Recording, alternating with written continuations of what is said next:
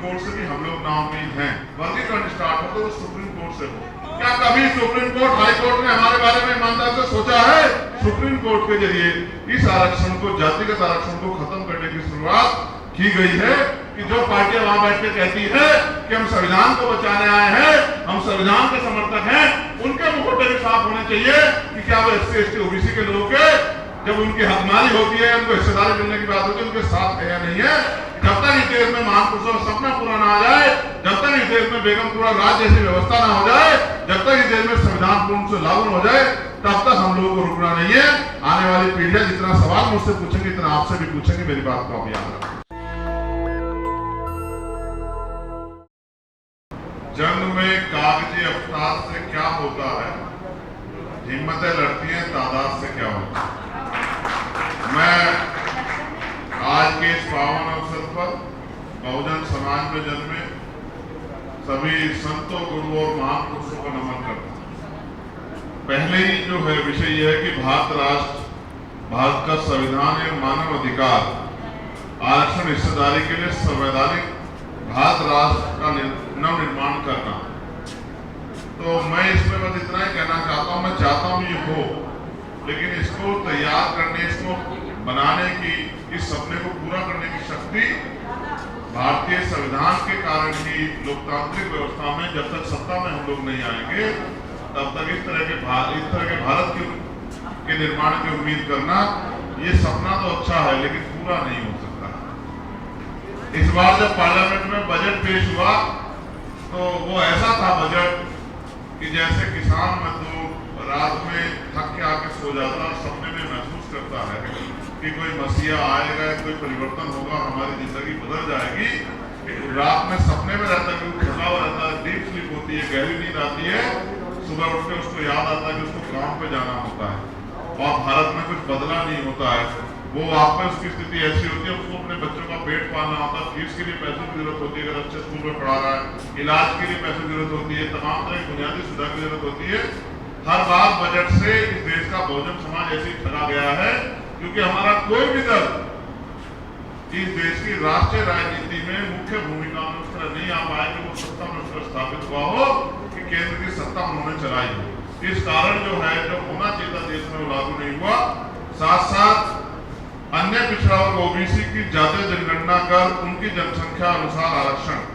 तो मैं इसको इस तरह कहूंगा कि OBC नहीं, सभी जातियों की जातिगत जनगणना होनी चाहिए, यानी कि जातीय गणना होनी चाहिए। किसकी कितनी संख्या, इस बात का पता लगना चाहिए और किसको इस देश में क्या मिल रहा है। मैं आपको जानकारी के तौर पे कहूंगा, इस बार बजट में 13,000 करोड़ रुपए शेड्यूल कास्ट के लोगों को और 13,000 करोड़ रुपए शेड्यूल ट्राइब के लोगों को मिला।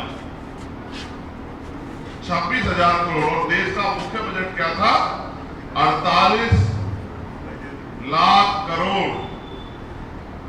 48 लाख करोड़ के लगभग जो बजट था, अगर हम इस पैसे को डिवाइड करके देखें तो 0.54, लगभग 0.5054%, यानी कि लगभग 1 रुपए का भी आधा हिस्सा पॉइंट में, 1 रुपया भी, यानी कि 1% पैसा भी सरकार ने हमें नहीं दिया। और ये सरकार सबके साथ सबके विकास की बात करती है, ये किसी के विकास की बात नहीं करती है। चंद पूंजीपतियों की सरकार है और पूंजीपति किस तरह ताकतवर हो और गरीब और कमजोर हो जाए, रोटी रोटी के लिए मोहताज हो, इसके लिए सरकार प्रयास कर रही है। तो आपकी मांग है, मैं इस मांग का समर्थन करते हुए कहता हूं कि जातीय जनगणना होनी चाहिए। जब जातीय गणना होगी तभी पता रहेगा किससे किसका हिस्सा खाया है। अभी तो सुप्रीम कोर्ट का एक ऑर्डर आ गया, हम भाइयों में झगड़ा कराने का प्रयास हो गया है। हमारे लोग तो समझते नहीं है। जिस दिन हमारे लोग उस ऑर्डर को पढ़ेंगे और समझेंगे, मैंने कहा कि अगर इतनी योग्यता, इतनी क्रिमिनल पैदा हो गई है तो भाई फिर NFS क्यों हो रहा, फिर हमारी सीटों को सामान्य लोगों से क्यों भरा जा रहा? तो सरकार के पास जवाब नहीं है। मैंने पूछा कितने अरबपति तैयार हो गए शेड्यूल कास्ट के लोगों ने, बताओ कितने अरबपति शेड्यूल ट्राइब में पैदा हो गए? तो सरकार में कोई जवाब नहीं। लेकिन मैं मानता हूं कि सुप्रीम कोर्ट से भी हम लोग नाउम्मीद हैं और उसके लिए मैंने कहा कि जब वर्गीकरण स्टार्ट हो तो सुप्रीम कोर्ट से हो। 4-4 पीढ़ी जज बन के बैठी है, वो 4-4 पीढ़ी के बने हुए लोग कह रहे हैं कि एक बात आरक्षण का फायदा मिल गया तो तो दोबारा नहीं मिलना चाहिए। मैं कहता हूँ अगर 4th क्लास में किसी का बाप चपरासी बन गया है तो उनके पास कितनी संपत्ति खड़ी हो जाएगी कि वो अपने आने वाली नस्लों को पैरों में खड़ा कर सके। क्या सरकार के पास जवाब है?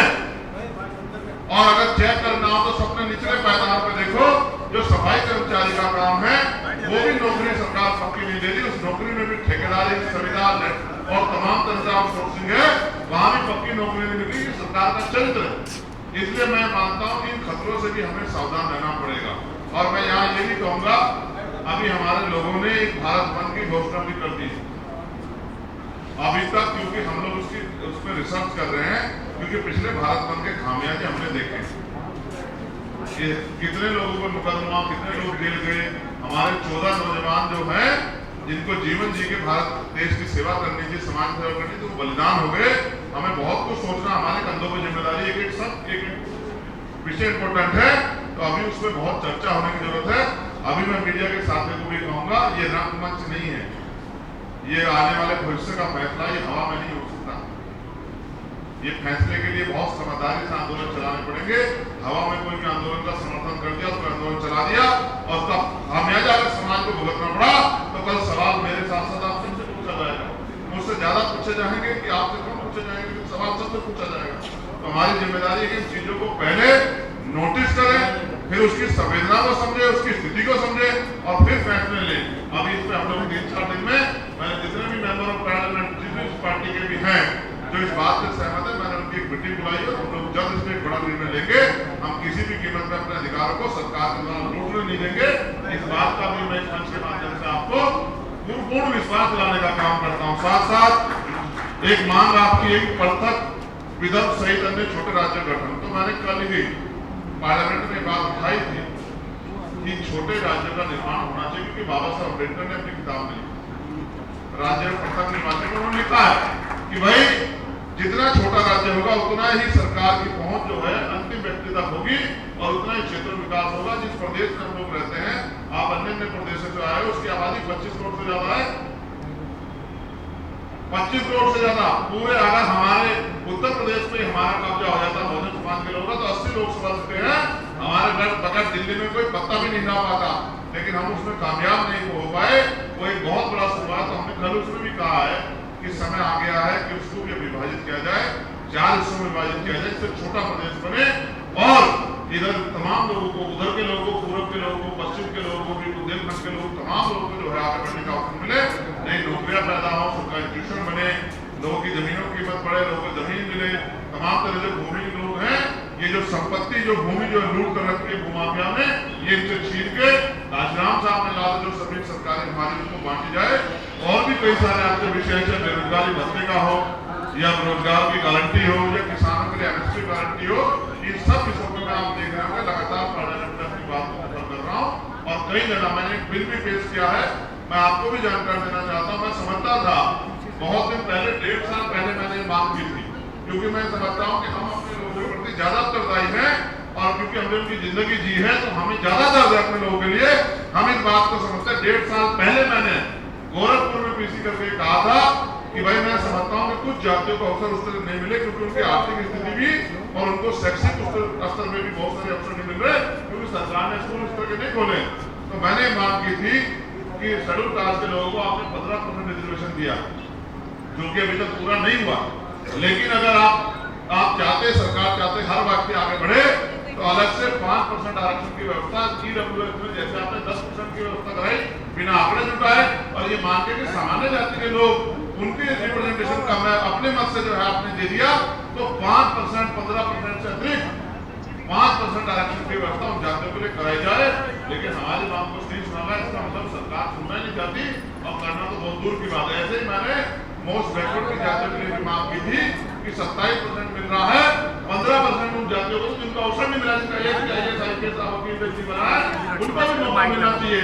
लेकिन हमें किसी भी फैसले के साथ सरकार की नियत को देखना पड़ेगा कि सरकार की नियत क्या, कोर्ट की नियत क्या। आप बैठे, क्या कभी सुप्रीम कोर्ट, हाई कोर्ट ने हमारे बारे में ईमानदार से सोचा है? अगर सोचा होता तो स्टेट में बैकलॉग कैसे होता, सोचा होता स्टेट में कास्ट इक्वालिटी कैसे होती, सोचा होता तो स्टेट में एनसीआरबी का डाटा कहता कि लाखों लोगों में महिलाओं पर रेप हत्या होती है, ये क्यों होती है? और सोचा होता तो सुप्रीम कोर्ट मुझे जवाब दे कि लक्ष्मणपुर बात हत्याकांड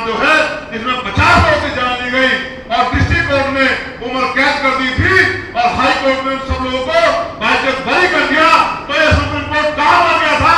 इतने संज्ञान क्यों नहीं लिया? हमारे 50 लोगों की जिंदगी में मायने नहीं रखती है क्या? इन्होंने 50 लोगों को काम क्यों नहीं किया?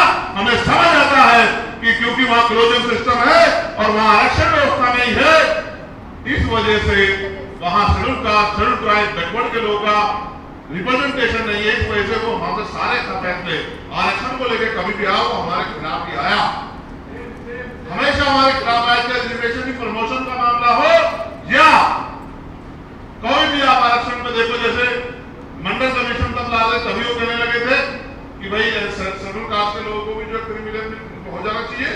2013, 2005, 2018 के फैसलों में उन्होंने कहा कि शेड्यूल कास्ट में क्रिमिनल होना चाहिए।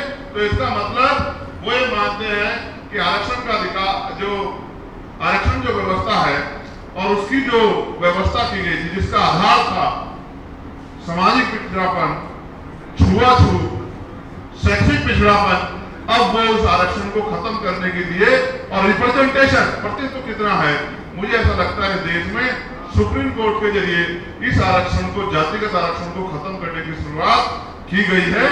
हम लोग इसका पुरजोर विरोध करेंगे और जिस दिन हमारे भाइयों को समझ आ जाएगा वो भी हमारी पीड़ा को समझेंगे। मैं आपको याद दिलाना चाहता हूं, जब बाबा साहब अम्बेडकर ने कहा कि जाओ अपने घर की दीवारों पर लिख दो कि तुम इस देश के शासक हो, तो लोग हंसने लगे और मजाक बनाने लगे कि बाबा साहब कैसी बात कर रहे हैं, हम पे घर कहाँ है, हम पे दीवारें कहाँ है।